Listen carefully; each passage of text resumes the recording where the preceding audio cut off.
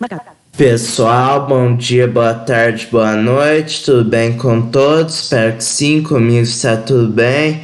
Bom, pessoal, no tutorial de hoje nós vamos ver a opção de shift de fade in do trecho marcado.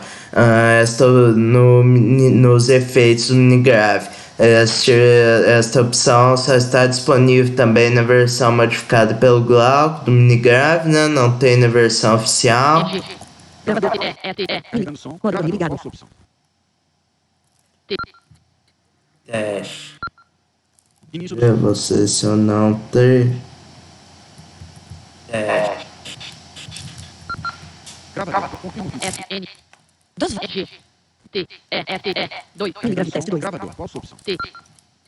Deixe.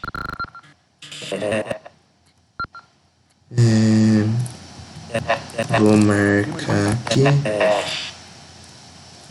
Gravador. Qual efeito?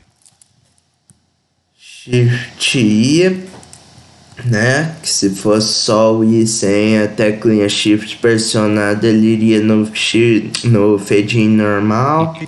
Demonstração. Deseja mostrar defeito? Sim ou não?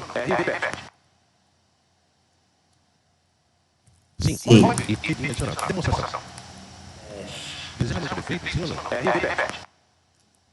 Perceberam o efeito que isso dá?